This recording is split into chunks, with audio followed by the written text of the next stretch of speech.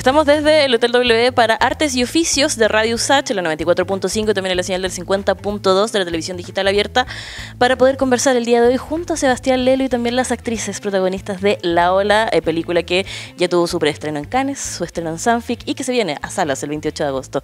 Muchas gracias por poder conversar el día de hoy junto a nosotras. Gracias a ti. Quería partir esta conversación sobre todo yéndome hacia atrás desde el proceso creativo también y cómo también a ustedes de algún punto les llegan los guiones de esta película. En el proceso creativo, quería partir contigo, Sebastián, profundizando un poco sobre todo en la cantidad de años que conllevó escribir este guión, la cantidad de personas también que fueron parte del proceso de escritura y también cómo se involucraron las distintas miradas, no solamente tuyas, sino que también de las otras tres escritoras en parte de ese proceso de guión. Sí, tomó, fíjate que 5 años la escritura del guión y 2 años la realización de la película. O sea, son 7 años de dedicación total. Y la idea de compartir las parcelas creativas, de co-crear para generar un retrato, un relato que no se trate solamente sobre lo que yo pienso, sino que sobre lo que muchos pensamos. Tratar de ser como un contenedor de un crisol de miradas. Estuvo desde el comienzo, o sea, la idea de coescribir con la película con mujeres, en este caso tuvimos la gloria de contar con Manuel Infante, Paloma Sala, Josefina Fernández. Lo mismo pasó desde el lado de la música, de la concepción de las canciones, fue lo mismo. El músico con el que yo trabajo le pasó, me llamó, me dijo, no puedo escribirlas yo solo. Entonces él imaginó estos campamentos musicales donde también contamos con 17 compositoras chilenas, algunas consagradas, otras que llegaron por audición. Entonces fue un proceso de pensamiento, de co-creación colectiva desde el inicio.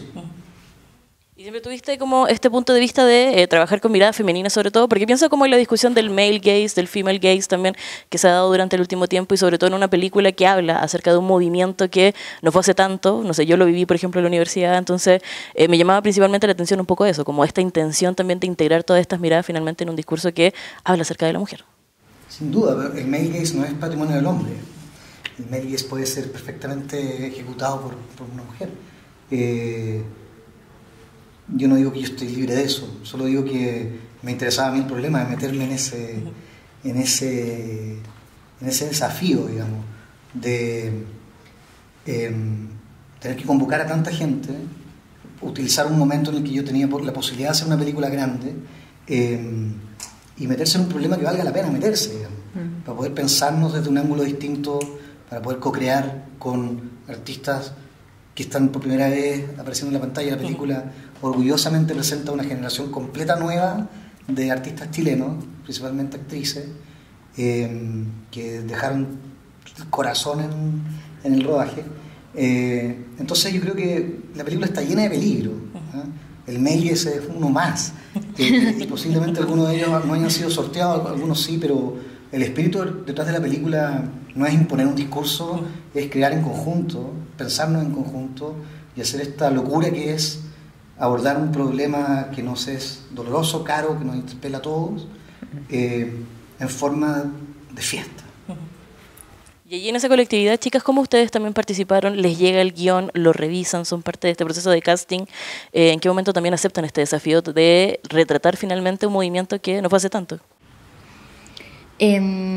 Bueno, creo que la vivencia personal respecto a todos los temas que se hablan en la película igual fueron fundamentales para construir nuestros personajes, acompañar nuestra historia personal de la historia del personaje. Bueno, cuando leímos el guión, yo creo que a todas nos pasó un poco que lo tuvimos que leer más de una vez para entenderlo. Sí. También era súper nuevo leer un guión de cine y además de un musical, leer esas letras de canciones y no entender bien cómo eran esas melodías también.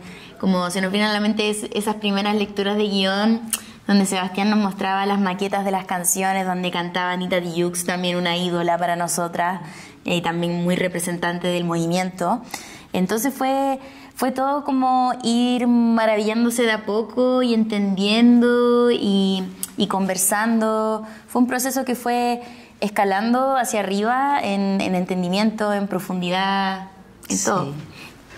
Y bueno, fue cobrando vida, porque incluso como con las interrogantes que iban apareciendo mientras íbamos leyendo, en el desarrollo tomaba mucho mayor sentido también, claro, porque tenía ya toda esa energía convocándose, todo lo que instalábamos dentro de lo que habíamos ya preparado previamente para estar y resolviendo. Creo que también dentro del mismo espacio no habían piezas sueltas, pero había permisos que generosamente se iban dando para poder ser también y coexistir con lo que estaba sucediendo igual. Entonces es algo que se vivió muy real detrás de todo eso. Qué bacán también saber como la honestidad de todo el proceso, como desde el maqueteo de las canciones hasta la escritura que te ya comentaba, Sebastián. Sé que nos van quedando breves minutos, entonces quería preguntarte igual, no solo por la recepción, porque ya tuvo una muy buena recepción en Cannes, también está ahí dentro de las películas nominadas para ir a los Oscar, que sería muy emocionante para ustedes también, me imagino, como una primera peli y primeros papeles. Y quería preguntarte en particular, porque ya comentabas que esta película finalmente se hace cargo de interpelar a todas las voces.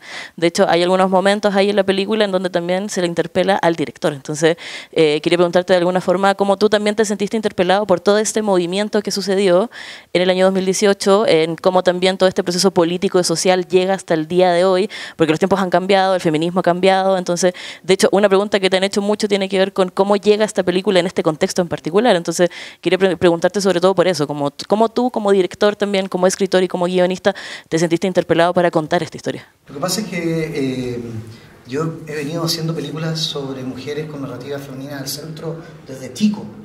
Y la cosa se pegó un giro grande desde Gloria y para adelante. Han venido puras películas sobre mujeres, aunque igual tengo historias en las que hay hombres y no he hecho todavía. Ojo. Pero lo que quiero decir es que, digo, eso habla de un interés genuino, no es programático, no es como Gloria aparece antes de la demanda por mayor representación de la mujer en el cine. De eso vino 2 años después.